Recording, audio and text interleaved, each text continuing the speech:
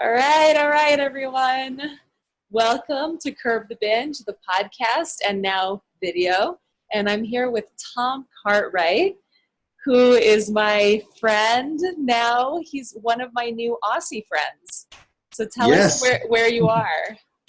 I'm currently sitting in my coaching office at home in Rosebery, Sydney, Australia. Awesome. Awesome. It's technically different days where we are. So that's cool. Yes, it's 5 p.m. roughly for yourself. Yeah, the day before. Yeah. You're wrapping up the day, my day's starting. Yes. And such a beautiful way to start. I can't wait to rock out with you. Me too. So just to give a little background to folks, we were introduced to each other by a mutual friend and, a mutual coach friend. We had an initial call and I just loved your energy. I loved our chemistry. And I just thought it was, what a cool gift to bring to our folks. Because we have so much in common in the work. Yeah, it was a bit hard to get off the phone with each other.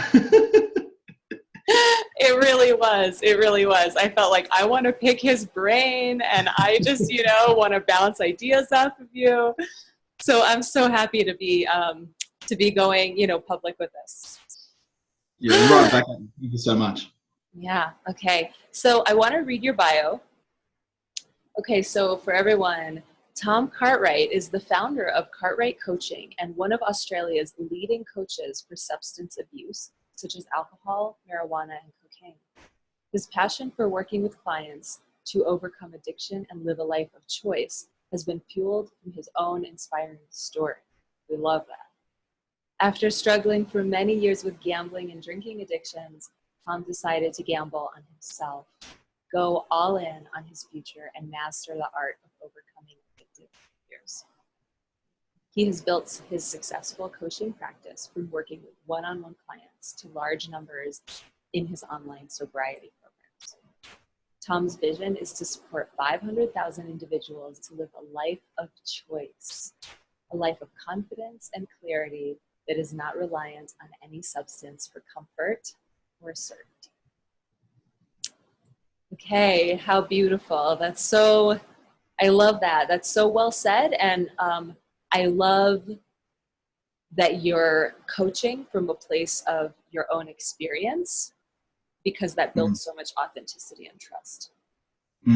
Yeah, thank you. It's really beneficial to be able to overcome certain challenges and not just overcome the challenges, but turn those challenges into a positive for what you want your future to look like. And I think that's something that's really important to hear because when I'm working with clients, often it isn't just about overcoming the addiction or the challenge. It's about, well, how do I overcome the challenge? And is it possible to use that challenge as something or a story that will propel me forward? I think that's a beautiful way to overcome any kind of addiction. Absolutely. So it's kind of makes us stronger, right? We can go forward with actually more depth and maybe even gratitude for the hardship. Yeah, you're spot on. Because if you're not feeling those emotions such as gratitude, self-love, warmth, self-appreciation, then you're probably at the other end of the scale, which is still feeling shameful about what you do or what you used to do or who you are or who you used to be.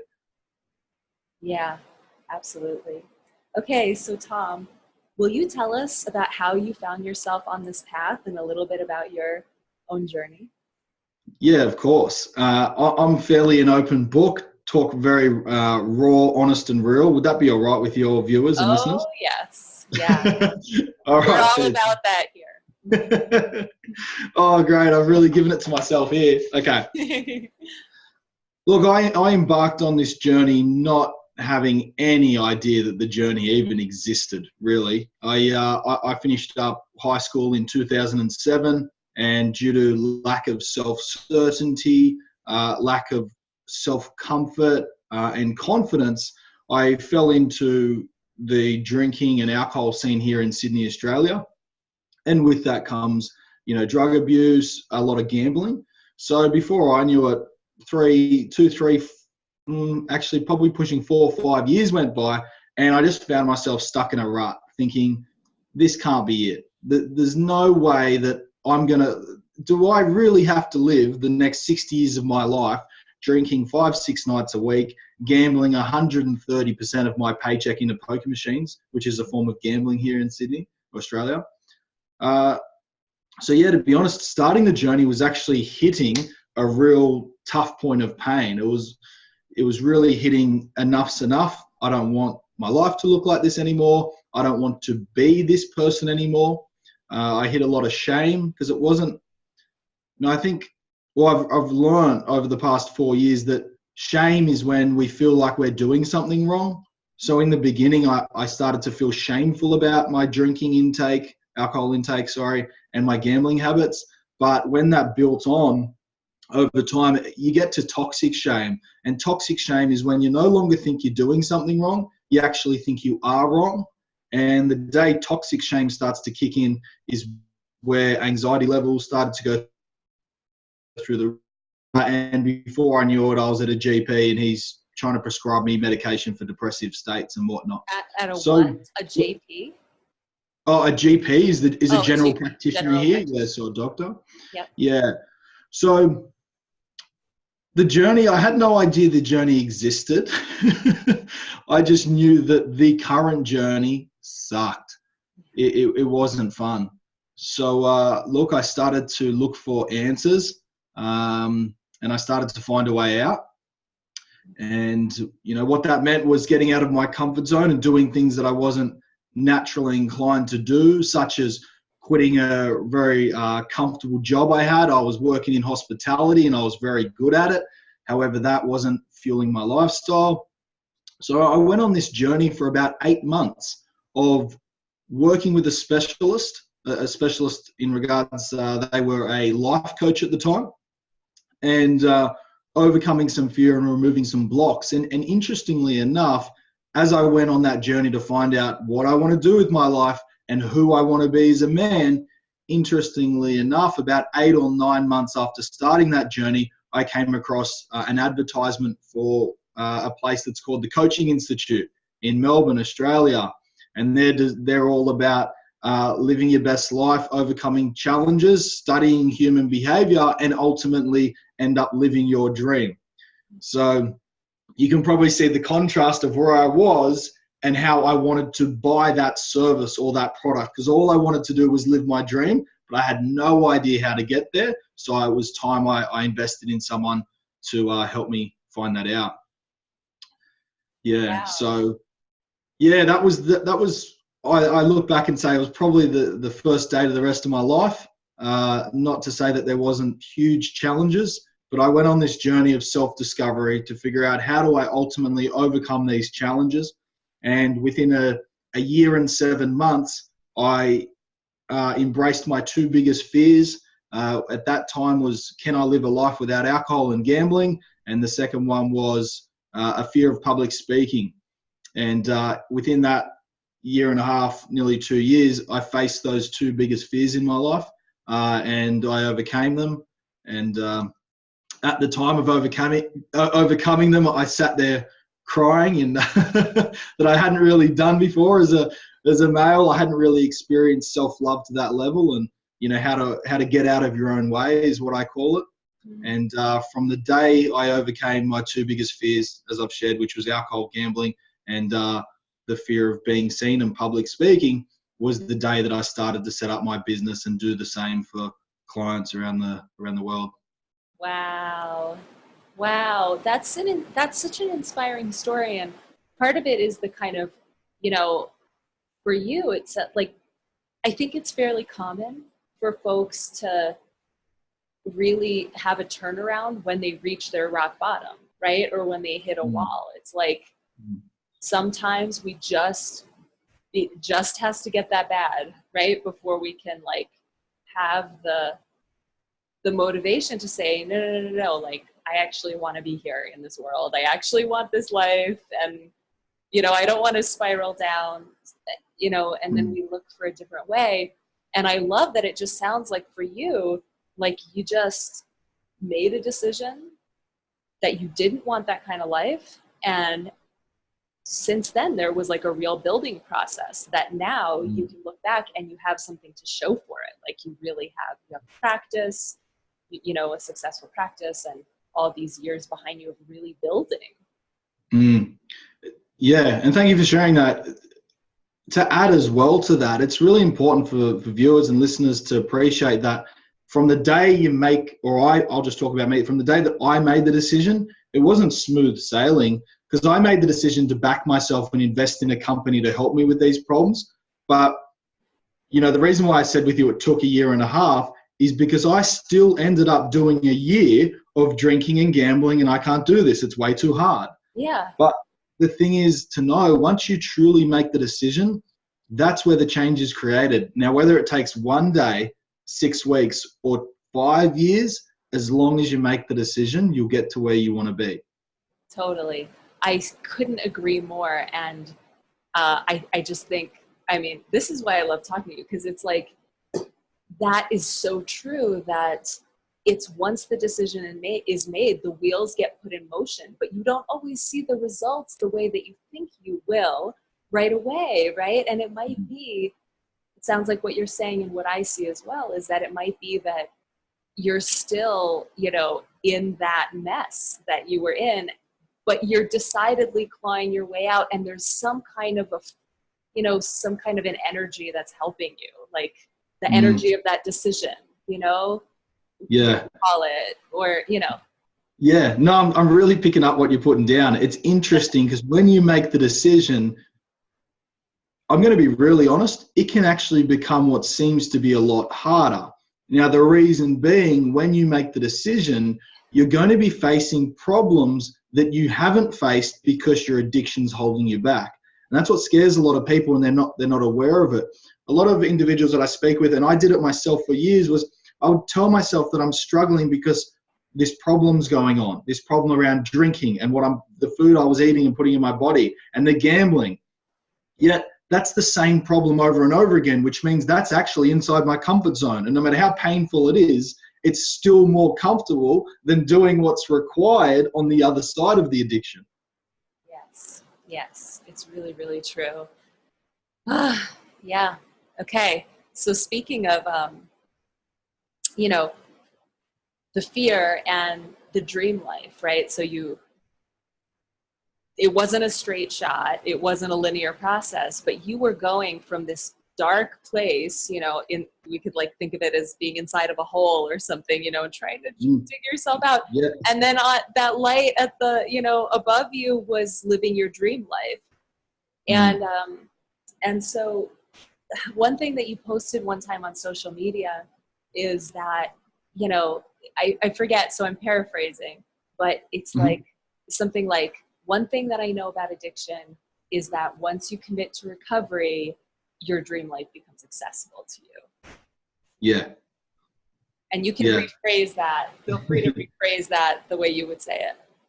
Well, what I've seen from the last 4.5 years and over 900 hours of coaching clients now one-on-one is that, I'm going to say about 97% of clients, once we start to uncover who they are and letting go of those addictions, we all have this big grand idea that we want to do. But as long as we've got the addiction going on in life, we've got a reason why we are not worthy. So there's no point even bringing to light the idea of the business or the relationship or the international move or the family or the health journey, whatever it is, because we've still got that reason. And, you know, what I find is that the more you go on the journey to living your authentic self and the ultimate version of you, the faster you let go of that addiction. So what I'm saying is, I want to be really clear that it's not that I overcame my addiction issues and then I lived my best life. I started to live my best life and the addictions dropped off because the level of worthiness was raised.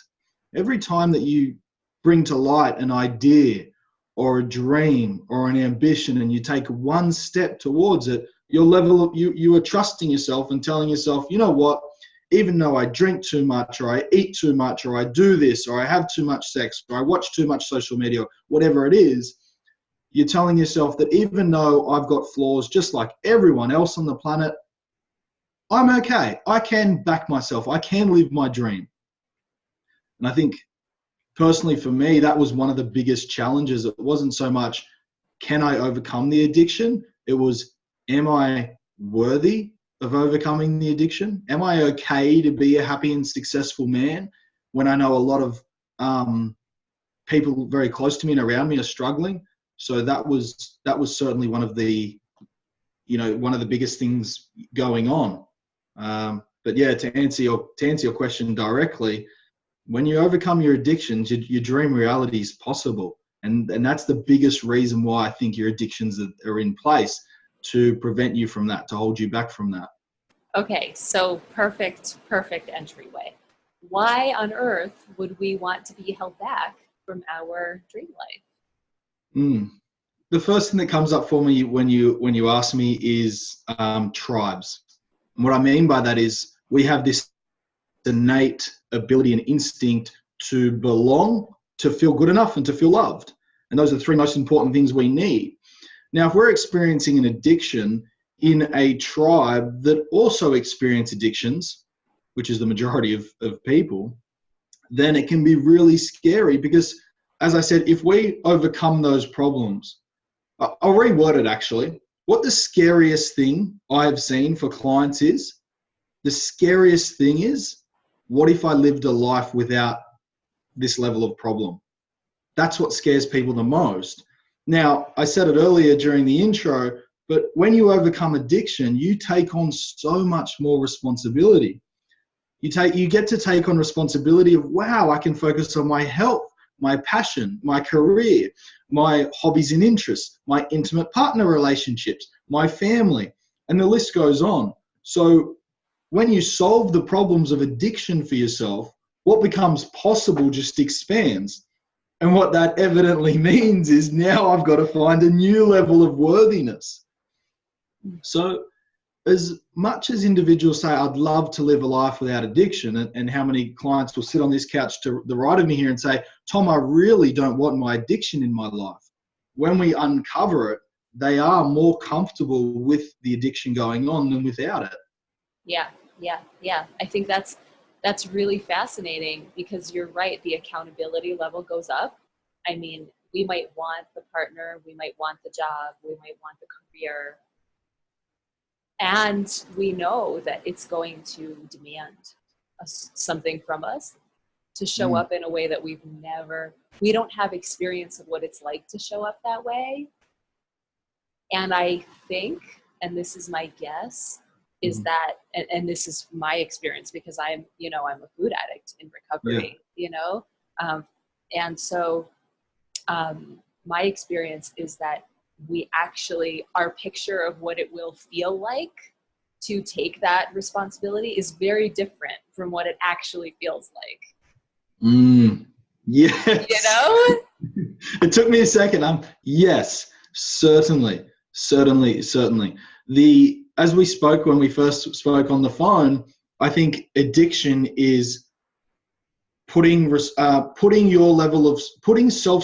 certainty in something external because you don't have it internally to where you need it to be, and that's it. So, like addiction to food or drink, or addiction to staying at home because you don't want to go out.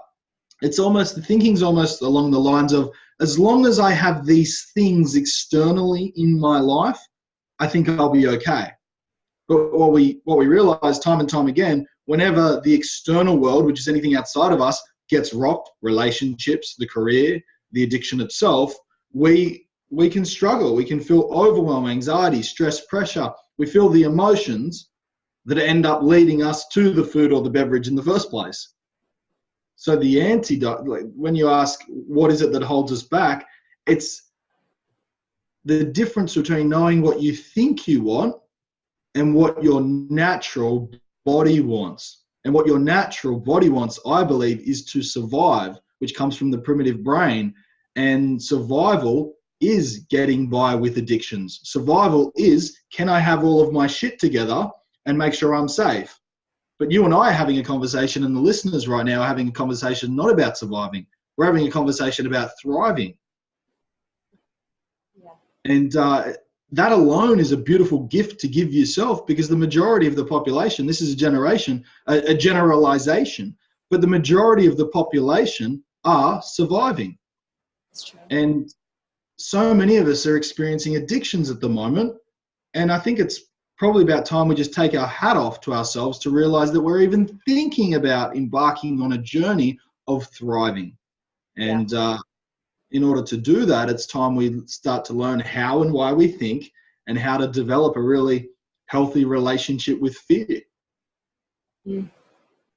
Yeah, I think something that is not talked about a lot, in this community in general, is that actually taking the step toward healing addiction is such warriorship, because it's really, I mean, for many of us, I'd say for most of us, I'd venture to guess that when we do that, we're actually taking a step out of a pattern that maybe we saw our parents surviving, right, through addiction, maybe their parents, like it's generations of how we were taught to live, which is in survival rather than thriving.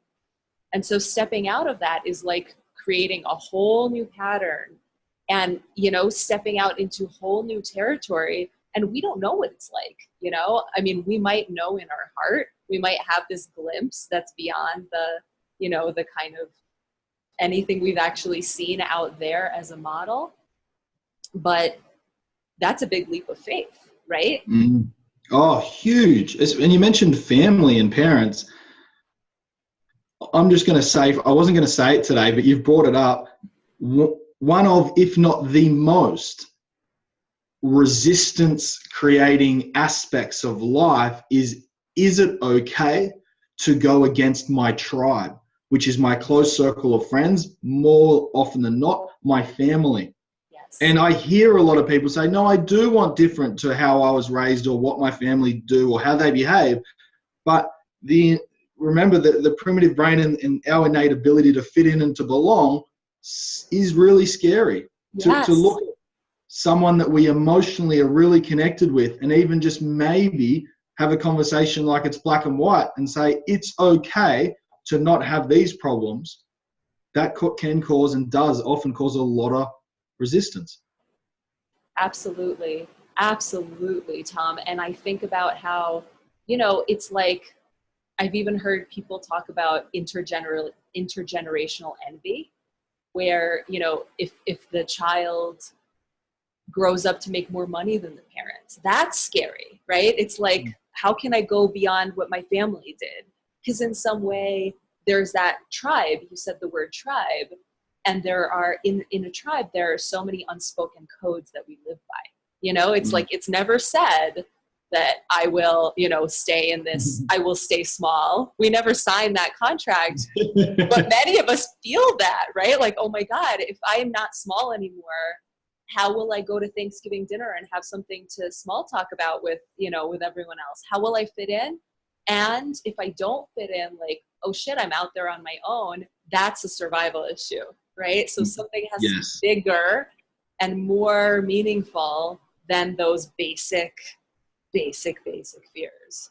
Yeah, that and on what you've just said, Katya, the minute you said along the lines of, correct me for being wrong here, but along the lines of being out there, and because I'm not playing small, not having something to talk about, that in itself is the antidote of addiction. It's saying out there, which is other people are having conversations or behaving in a way that I don't fit because I don't want to, right? We're choosing not to. And that in itself is saying, well, I must have the self-certainty in here to say no or to have this conversation.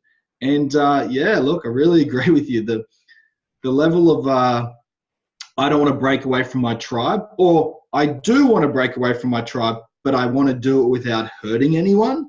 Yes. That is everything we're talking about right now for your viewers are reasons on why we might be finding it difficult to overcome our addiction. Yes. Yeah. And I think it's really important that you said that, because oftentimes just knowing and realizing something like that, if we journal, for instance, and we're touching on that material and we're saying, oh my goodness, like I really am afraid. I'm afraid that my family won't accept me if I'm thriving, for instance. And once we touch on that material, it can really start to change things just by bringing awareness to it. We might not know what to do, quote unquote. And the process starts, doesn't it?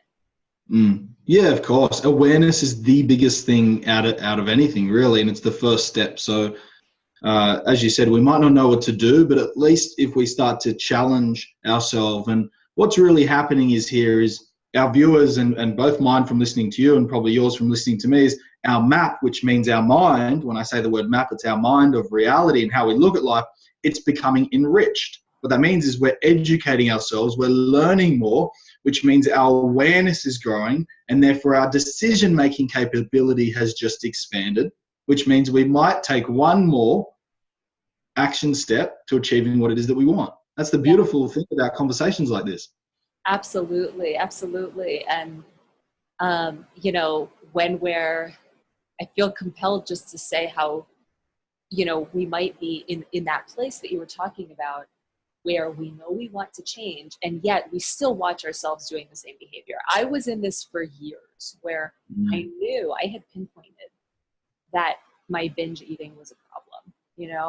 I knew that, and I also knew that that's what was standing in the way of me living my dream life. And yet I was still watching myself engage in behaviors.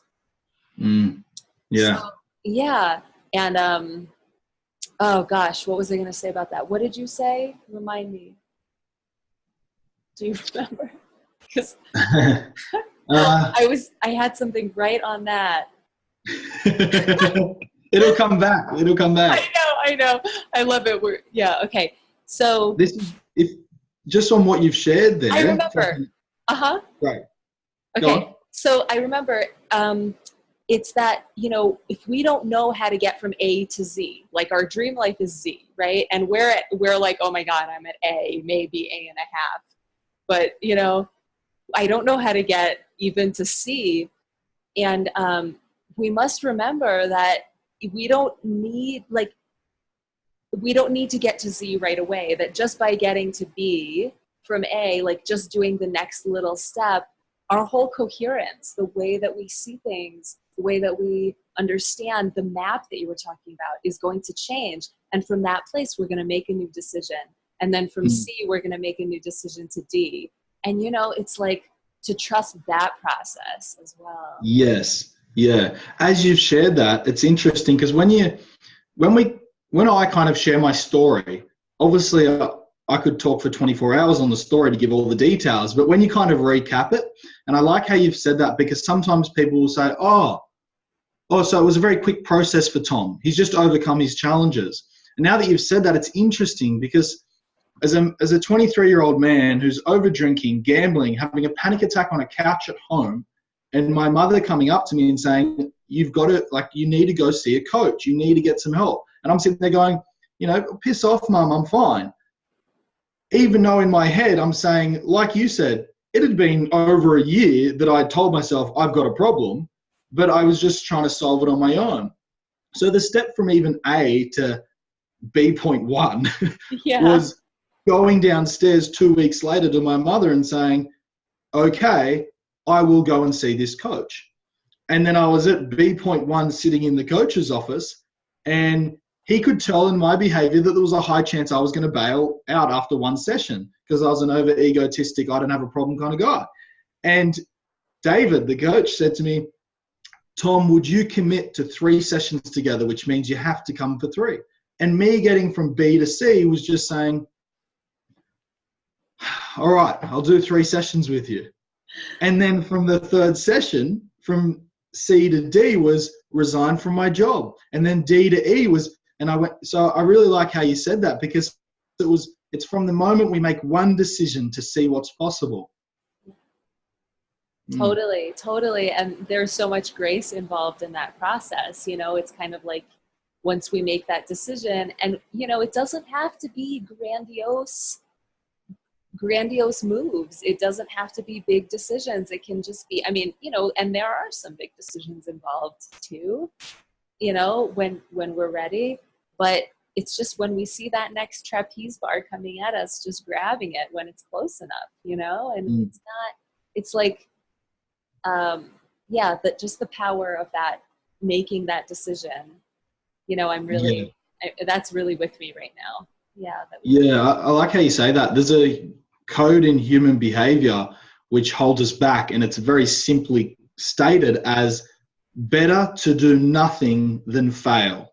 Now, it's a dysfunctional way of thinking, but that alone was why I did not start my journey for over a year after I said I had a problem, start the journey and actually reach out for help, because I thought, well, there's a chance I'll fail, so I'll just do nothing.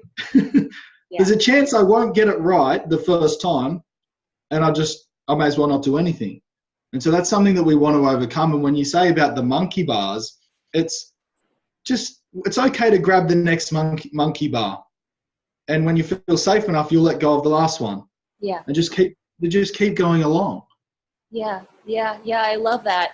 I really had, in the beginning of my journey, I really had the pattern of like flinging myself off of the cliff, I was like, I need to make a change now. And so I did a lot of flinging myself. And, I think the way that I worked with clients, and I'm being so transparent right now, in the first, few years of my practice was very much encouraging them to take leaps.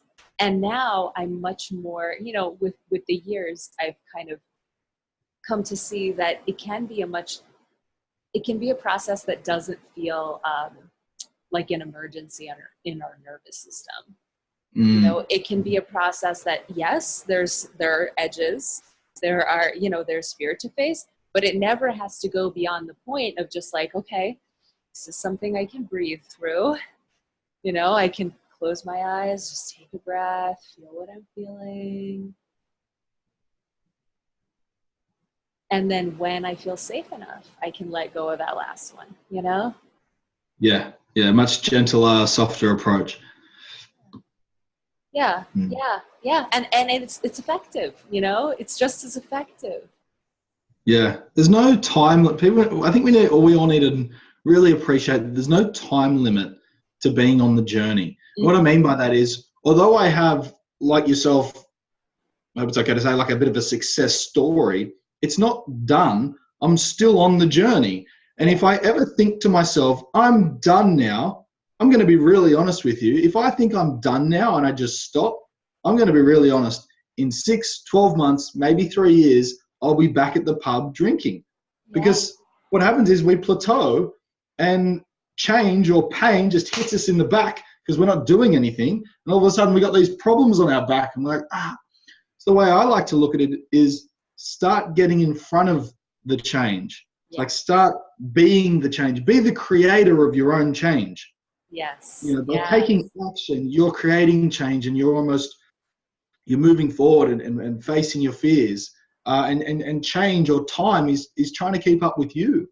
Yeah. I have this image of like surfing, and you're just like, woohoo, I'm riding the wave and it's awesome. And, just being that one with the process, sorry about that. The process of evolution that it gets all of us.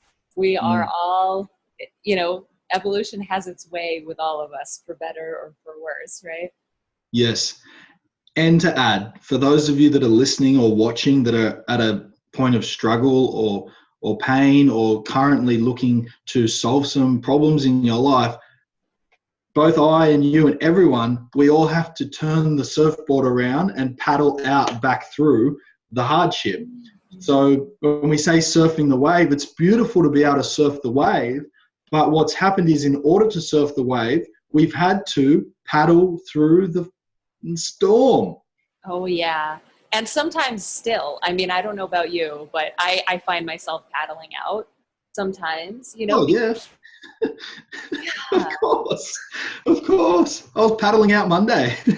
Oh, me too. Yesterday, I got like 2 hours of sleep, and it's like, it's not perfect, but I have more tools. And, the problems that were getting me, totally overwhelmed before don't get me overwhelmed now. It's other things, it's other challenges that, okay, this is a biggie. This is a big thing coming toward me. Okay, it's a new one I have to face. I have to grow my capacity. Sometimes I think, Tom, about like overcoming addiction as a process of growing our capacity. Yes. Yeah, I really like that. One of the best things that I ever learned, it'll stick with me forever, and I say it to every client, is that I said it at the start of this call: when you solve a problem for yourself, what becomes possible just expands.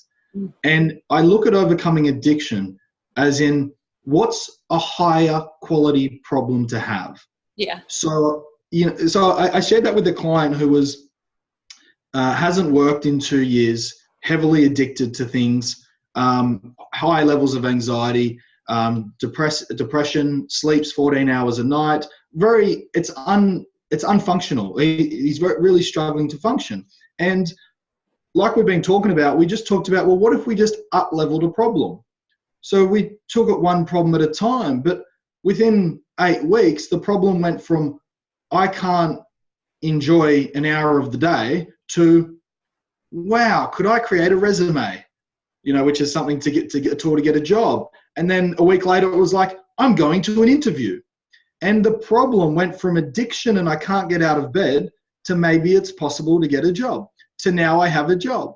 And now the client comes to the coaching room and he's eager to face the next problem. Yeah. And I think that's a really, really great mindset hack to have, to realize that you can up-level the problem that you're facing. Because when we're not aware of that, what happens is we try to overcome addiction, and then a problem hits us in the face, and we kind of can think, what's the point? What's the point if I'm just going to continue to face problems? Yeah. But you and I, we want to face really high quality problems. Like, addiction is a very severe and important problem, yet we want to overcome it and continue to face higher quality problems. Yeah, it's so true, because we know they're not going to go away. Because if we're here on this earth to learn, I don't know about everyone else, I feel like I'm here to learn. Like, that's what I want to be doing here. And if I'm going to do that, then I better know that, in my last days in this life, I'm going to have problems. There's going to be, they're not going to end. The challenges are not going to end. The opportunities for growth are not going to end. I can start to see that as a gift. And it makes me think of this one quote. I used to work for an Ayurvedic doctor, John Duyard, and he used to say, I think it wasn't him. Actually, no, it wasn't him. It's someone else, but that was a good little props to him. But it's like in I think it was Tony Robbins, actually. In the winter, some of us humans freeze to death in the street, while others like ski the slopes, while others are skiing the slopes, and their problems are, how I'm going to hit the next mogul. And it's just funny, because to really zoom out that big, I mean, and I don't mean to make light of anybody's struggle, because they're all, it's just so interesting what we all go through on the spectrum of humanity. But, I'm just going really extreme on both ends here, just to illustrate that, like, in both situations, they're analogous. There's something in common. As hard as that is to see on an emotional level, we can see that there's something in common, in that there's a challenge there. And yet it's like, how empowered are we when we're standing in that challenge, whatever challenge it is we're facing? How empowered do we want to be? Because I imagine that your client that you just talked about, when he was, on the couch and couldn't enjoy an hour of the day, and he was trying to solve that problem, he felt much less empowered. than when he was trying to solve the problem of, okay, what am I going to wear for my first interview? That's exactly right. What are you? I'm kind of hearing you tapping into it's character building.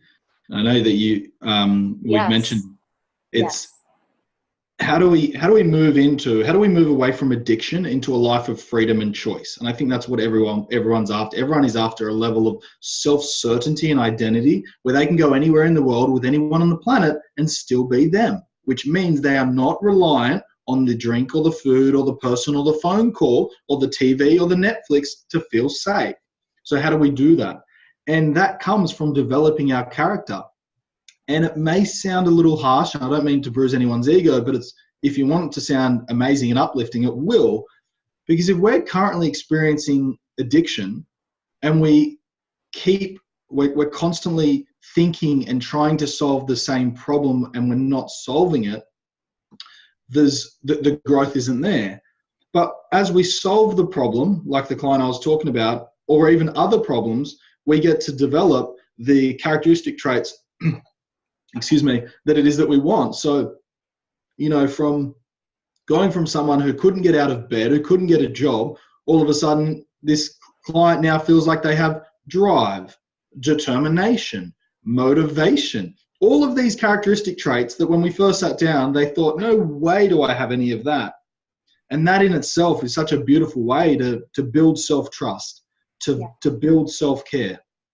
Yeah, absolutely. Absolutely. These things, drive, determination, etc., they're birthrights, right? I mean, we all have access. It's just, they all have access to them, but sometimes we have to, like you said, paddle out a little bit, paddle out a little more and paddle out a little more. And yes. And then we see like, okay, that little success gave me gave me a little confidence, and this next success gives me a little more. And before you know it, Susan Pierce Thompson talks about this research that I think is just fascinating, Tom, like that we actually judge ourselves the same way that we judge others in the sense that, if we see other people be late, or, let's say, punctuality, let's just use a really kind of simple example. Yep. And I haven't always been the most punctual person, so no judgment there. But, we might look at a person who's not punctual and a part of us says like, they're great. My heart goes out to them, but I'm not going to think of them as reliable. And that we actually judge ourselves the same way. Like if we watch ourselves bail out and not follow through on something we said we would do enough times, we kind of start to look at ourselves as a bit flaky and not reliable, Yeah. So, yeah, go ahead. Oh, I was just going to say with what you're saying, they say you don't see the world as it is, you see the world as you are. Right. I never really understood what that meant when I started this journey of coaching and becoming a human behavioral specialist. Even when I was a year or two in, I still didn't really understand it. It's a very high level of thinking. And I started to realize that whenever I was judging someone, whenever I was angry at someone else, whenever I was frustrated or pissed off or annoyed at punctuality or timing or anything, that we're discussing, I realized that I'm only seeing it in someone else because it's a reflection of something happening in my life somewhere. Mm-hmm. And, I even had a coaching session. I have a lot of coaches that I work with, and I had a coaching session about 3 months ago with a coach who's a very good coach. And even this 2018, 5 years into the journey, and I said, this person's really frustrating me. And, obviously I'm taking responsibility for it. And he just interrupted me and he said, so what are you really frustrated about yourself? And I said, oh, damn it, you're a prick. And I said, mate, I'm actually frustrated because I haven't launched my book yet. And he said, there's the key. And all of a sudden the frame was shifted from someone's annoying or frustrating me to what am I not taking action on?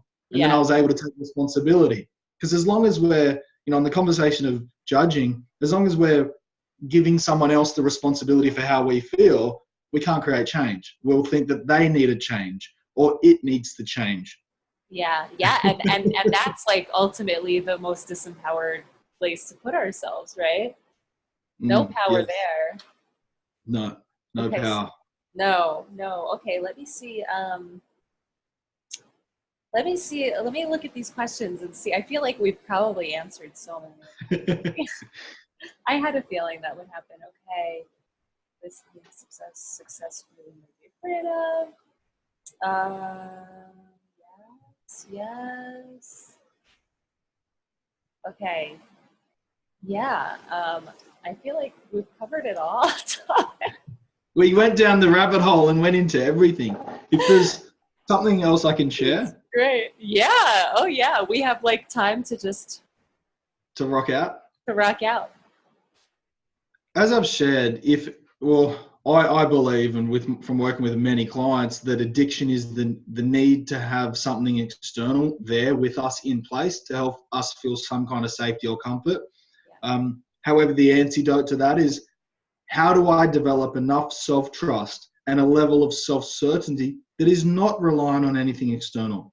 And then when I get to that place, if I want to pick up a glass of wine or water that I've got, or, I want to go to McDonald's and have a cheeseburger, or if I want to do something else, it's simply just an addition. It's not who I am, and I'm having it because I choose to have it, which means there's no shame attached to it and there's no emotional pain. And we're not dysfunctionally or unresourcefully not looking after ourselves. Yeah. So in order to experience that, it's the small steps of self-trust. And what that means is, every time you put your hand up and ask for help, or you have a conversation with Katya, or you get out of your comfort zone, or you think, even though I really want the rest of this pizza, I'm going to say no because I don't feel well and I don't need it. And every time you make a decision that your future self will thank you for, every time you make a decision your future self will thank you for, if you just take a second, and I can't count the times I did this to get me to where I am today, just take a second and just say something along the lines of, wow, I do have this. And every time you say, I do have this, you're developing that little bit more of self-trust. And it's that level of self-trust and self-certainty that will start to push away and let go of the external things we've been addicted to. I so agree. And that's, back when I was kind of going down that road of like, we judge ourselves the way we judge others. Ultimately, the point of that whole message is that, like, when we actually see ourselves follow through, when we see ourselves like, no, now I'm not backing down. Now I am saying, I'm putting my word out on something, I'm giving my word, and I am following through on that. And I do that consistently now, We know that as addicts, we didn't do that. Yeah. And do you find at all that when you're in flow and when you're committing to yourself and saying yes, just to anchor in what we were discussing a couple of minutes ago, do you find that when you're in flow, when you're saying yes to you, when you're achieving and accomplishing and feeling great about you, do you find that it's actually really hard to see things in other people that piss you off? Instead, you actually just need the good in people? Yes. Oh, yeah. Absolutely. I remember it's like the eyes that I looked through, at the world through. It's like I've cleaned my windows. And it's everybody, Tom. I mean, to be totally frank, it's like, it's everyone. It's my coworkers. It's, it's like people that I'm with every day. My internal story about is like now one of appreciation, not all the time. It's not like, it's not like I don't, it's not like everything is fine and dandy and perfect all the time. I don't mean that, but it's so much easier to just like go to a place of appreciation, and it doesn't take any effort, So yes, I totally, yes. It's a beautiful spot to be able to tap into appreciation, gratitude, self-love effortlessly. In the beginning, it will be the structures and the guidelines and what you learn from your coaches or therapists that get you there. Yes. As we spoke about, it's like you can choose to surf the wave at the moment and love it, yet it was because we were taught how to surf. We were taught how to paddle out. I had no idea how to overcome addiction on my own. It's not so like simple, is it? You and I get that. It's not like, oh, just stop. We literally need to train ourselves how to experience self-love and self-care. Now, the education system, not to pass blame, the education system did not teach me that. The education system did not teach me how to experience self-love and how to love myself and how to have a level of self-certainty that wasn't reliant on other people.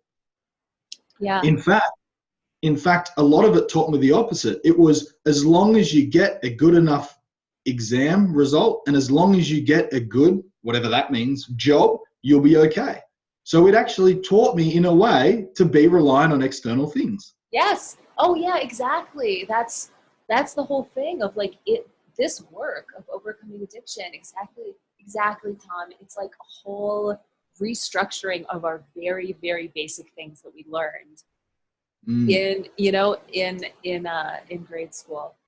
So I have two more questions that I would love to get to, and I know we just we have a little bit of time left, so whatever we can say about it. But I just wanted to spend a little bit of time talking about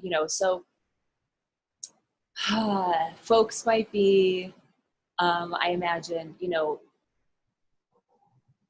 in that place of, okay, so I think I know what my dream life is, and but can I even give myself permission to want this? Like you said, all of us have a big idea, and sometimes it's very hard to even give ourselves permission to entertain that big idea is really our dream life. Sometimes we go, oh no, it needs to be smaller, before we can say, oh yeah, that's something I can feel. I can see myself doing that. Yeah. So, but you and I mean, if we could just give some examples. I mean, we're still, everyone still puts on their pants one leg at a time, right? Like, we all are human at the end of the day. We have our vulnerabilities, and so that kind of stuff doesn't change. But can you just say a little bit? You talked about your professional success, and I respect however much or however little you want to share and feel comfortable sharing. But can you share just something about how your life has improved, like as you took those steps, baby step after baby step? Where do I start? I'll get emotional when you ask me that. When I was experiencing addiction, it was much more of the mindset was, my thinking and logical mind was saying, you don't want to be here, but deep down, the lack of worthiness I had that comes from years of different things we experience. That's not what's important here, but I wanted more. But everything inside me emotionally was saying, who are you to have more? It was saying, who are you to potentially make a difference in the world? Who are you? And it would become like these thoughts, like it was quite aggressive. I try not to use too much colorful language with you, but it was much more like, who the F are you? You have an addiction. You've effed people over before. You've used other people's money for gambling. You lie to people. You manipulate things because you've got an addiction. Who are you to create, change in someone's life? And one of the things I learned, one of the first days I ever entered the journey whilst I was still experiencing addictions was, and for those of you that are listening, please write it down, was say yes and then work out how. Yes. Say yes and then work out how, because I'd done years of trying to figure out how could I make a difference? How could I live my dream whilst making sure it was okay for me to do so? And by making sure everyone would be okay with me doing this. And that just wasn't working. So when you talk about giving yourself permission, it wasn't even giving myself permission to create the amazing life. It was just giving myself permission to play around with the idea. And because I wasn't in a position to do that on my own, because I had too much self-judgment, I had to energetically, time-wise, and financially invest in a company or a coach to give me that space to play with the idea. And if I wanted to take action, I could. And I happened to embrace childlike curiosity and the ability to say yes and then work out how, and to show up as a complete, vulnerable, sometimes laughing, sometimes weeping and crying man, enough to give myself permission to figure that journey out. And look, over the two biggest achievements for me in the first year and a half was a 6-month sobriety stint. I thought that was never possible for me. No therapist, no person could ever get me to that state. And I did 5 months, with no drinking, no drugs, no gambling. That changed my life. And the second one was, if there's anything else in my way, what would it be? And I told myself, well, I'm fearful of public speaking. So working with my coaches and getting the right help, I set up a talk for 200 people. Wow, you did the deep end there. Yeah, I know. My coach said, how many people do you want to speak with? And I said, I don't know, I'm too scared. And then I came up with the idea of 200. And my coach said, it doesn't have to be 200. You get that? And it's interesting how the mind works. Anyway, I did that. And look, I think the biggest achievement for me, I'll share with you some external success, but the biggest achievement for me will always be, I got out of my own way. And from that day that I did the public talk and I overcame addiction, that day was the day that I knew that I would die having sung my song. And I hadn't even had paying clients yet. I didn't have my business up and running, but I just knew I would go in the grave. Hopefully it's not till I'm 87, but who knows? But I just knew I would go into the grave knowing that I got out of my own fucking way. And that meant so much to me. So beautiful. But look, to answer your question, after that, from getting out of my own way, I set up my coaching practice. I went full time in my own business within, 10 months of really giving it a go. I went all in on my relationship. I got to propose to my now wife. We got married last year. I've now helped. Thank you so much. Thank you so much. It's been a beautiful journey. I'm all in. The ability to overcome addiction gives you such an enlightened approach to everything's yours. And if you overcome addiction, you are one hell of a good problem solver. And what I love about working with clients that are experiencing addiction is they will, if not already, have this deep, resounding level of compassion for others. Yes. And I love working with individuals who, as they grow and develop, they don't have this over egotistic, wanky kind of, I'm better than you. They have, I've been there. I've been where you're at, and they have that level of compassion. So yeah, I've worked with over 100 one-on-one clients now. I was just checking my books the other day, which is a really good milestone, and nearly 1,000 hours of coaching one-on-one. I'm just launching a company. I've ran my own radio show. This is a massive achievement for me. I love knowing that I'm connecting and delivering value to someone on the other side of the world. That lights me up. So look, the other side of addiction is freedom and choice, and it's anything you could ever think is possible. So we've got to allow ourselves and give ourselves permission just to play in a little bit of curiosity. And what if I am worthy of experiencing all of that? And that's the start. I just love everything that you've shared so much, Tom. I want to thank you. You're such a profound human, and your work clearly on yourself and with others is so deep and so just coming from such a true place that, I really take my hat off to you. Thank you so much, Katja. I really appreciate those words. It means a lot. So I want to give folks a way to access you and your work. Sounds like maybe you've got a book on the way that we can look out for. I'm judging a little here, but what do you want to share? Yeah, look, books on the way. I was hoping to have it done by August 23, which was my birthday that just passed. However, talking about living the life that you want. My wife and I, I'm so grateful. We just bought our home in our dream destination. Yeah, so that was beautiful. But at the moment, I'm launching a company because I've got a lot of traction in individuals that want to break away from over drinking. And what we tend to see is this common theme of, well, I drink too much for what I like, but I'm not an addict and I don't belong in a rehab. And a lot of clients are thinking, well, where am I meant to go? So they just put up with it. Yeah. So I'm just very close to launching a company called Drink Less, Feel Fresh, and we're going to be specializing in running sobriety challenges because we're getting a lot of traction there and looking at the positive spin to reducing your intake.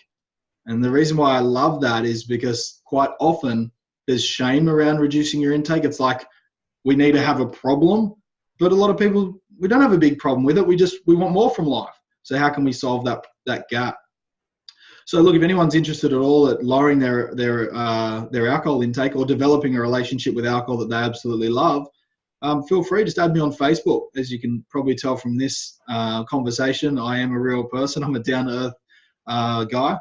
And it's Tom Cartwright on Facebook, or please feel free to join our Open to Anyone Facebook group, which is Drink Less, Feel Fresh. And I'm posting constant value and updates on how to drink less and how to lower your intake and in general, how to overcome addiction. And if you ever want to reach out, shoot me through a private message and I'll be in touch with you. I love it. Awesome. Well, thank you so much for being here with us today. And I just want to say to folks that, there's so much overlap between all addictions, really, as we've kind of illustrated without saying so directly. But, so I know a lot of people who have struggled with food, and that's primarily our audience, that ended up, getting help through alcohol programs and, coaches that work with alcohol and, the gamut, but there's so much overlap that any literature you can get, any, podcasts you can listen to, hooking up with Tom and his work is, you could just one-to-one substitute, alcohol for food, I think, and get a lot of value. The thing is with addiction, it really depends on the line of work you're going down. But if you're on this webinar or this live stream there's a reason why you're on here, which if it's okay to say, it's very different to what I would say is the traditional therapy approach. And it's very much 100% responsibility. And although that I don't neglect the fact that there's a certain psychological chemical reaction happening when we drink, which can help us be on the addiction scale and want more. But that just didn't serve me at the time. I wanted to know, well, even if I had physical or psychological conditions that were diagnosed, even if I had those, don't I still want to overcome them? And that's how I look at addiction. It's that need to feel safe or comfortable. And working with clients, the amount of clients that stop drinking and then start eating heaps of chocolate at night time, and then they're developing the chocolate addiction or vice versa. I think they're all very closely interlinked. The end outcome, as we've said, is how do I live a life of choice that's not reliant on anything external? Yeah. Now, please bear with me. There's a lot of steps to get there and work to be done. But the beautiful thing about that is knowing that your character's building. Yeah. The building character. Watching yourself. And as you said earlier, it's awareness. So if this helps for anyone listening, when it comes to learning for me, I'm not looking for what's right. I'm looking for where's the game-changing idea. Yeah. So as someone who doesn't have experience of food addiction, but I've experienced the gambling and drinking, if I was to go on follow Catch's programs, I'm not looking, is this for me? I'm looking, is there a game-changing idea or way of thinking in that? Yes, right. Right? And that's what you are going to get when anyone is coaching or teaching or educating from a philosophical point of view, which is, correct me if I'm wrong, but what I'm saying within you, as opposed to, these are the guidelines around your food addiction. It's because the food does this. That may not serve. But when we're having conversations that are very high-level conversations about human behavior, how we think, what fear is, we're going to learn so much about ourselves. Yeah, and then we start to understand why we do what we do, and then those same things don't have a hold over us in the same way, you know? Yes. So there's a level of kind of being able to have a bird's eye view more, and that's so much more empowering, you know? Yes. Yeah. It's very hard to make a decision when you have no idea what's going on in your mind. As an example, it was very hard for me to not drink on a Friday night with friends until I was told, did you realize you were drinking to meet your need for connection with people? So I learnt that and thought, I'll go and do something that doesn't require drinking, but I'll do it with friends. Yes. So it's simple, fundamental shifts that you can create just by hearing a word, a sentence. The thing is, I would suggest all you want to be doing is tapping into individuals who gave themselves permission enough time to have the results that you want. And there's a chance as you listen to me or Katya or any of the other 100,000 amazing coaches and trainers and educators out there that you'll continue to listen and learn from someone who's done what it is that you want to do or has the results that you want. And maybe you'll start to give yourself permission. Absolutely. Yes. And, just one thing to add to that, what we were saying earlier about what's on the other side of addiction, freedom, choice.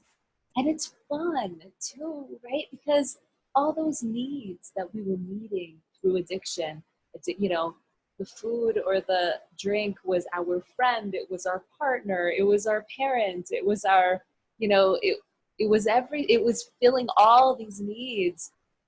And then when we start to fill them in quote unquote healthy ways, or so-called healthy ways, but, we see that, wow, like I actually love to paraglide.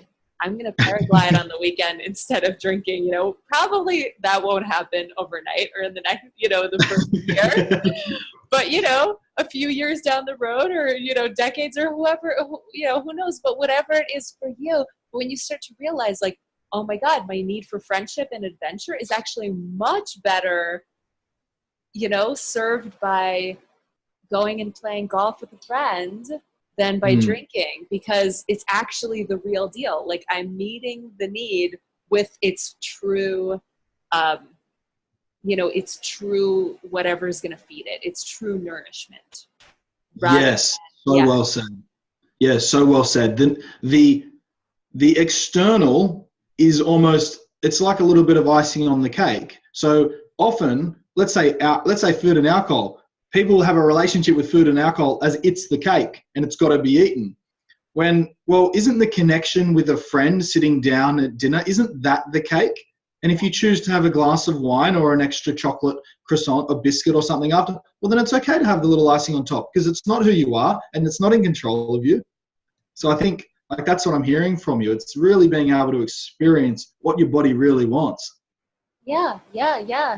Absolutely. And sometimes we need to take a break from the substances to actually discover what that is, to get clear enough to actually see like, yeah, this is, that was not really meeting my need, but this is what will meet my need. And then we start to gather we start to put together this whole life of, work meets some of my needs to contribute to this world and have a purpose. Family meets some of my needs, doing a puzzle with my kids and my fiance in the evening. It's like, and going for a walk by myself in the woods meets another need. And when I start to see this, I become such a more complex person to myself. I start to enjoy my own company. Yeah. And, life enjoying your own company. Enjoying your own company that's not phased or fogged by the addiction. I think that's so powerful. When you can enjoy your own company and, as you say, look after all of your needs, you're a very high functioning level person that's fantastic to be around and relationships that you love. And yeah, I think everyone, I love it how you're smiling a minute ago and you said, it's fun over here. It's like, come and play in a game of a level of responsibility and self-certainty. come and play. It's fun and it's adventurous and it's amazing. Yeah, come and play. I love that. Okay. Well, here we are, finding it hard to get off the phone again. Okay. Well, maybe, we'll just have to do this again when your book gets, when your book is published, or, whenever. But it's just so good to have you, and we look forward to having you again. I hope you have a great day there in Sydney. Thank you so much. Yep. Thank you so much. It's been absolutely fantastic rocking out with you. And thank you everyone for listening. It's been fantastic. I look forward to coming on again. Awesome. Okay.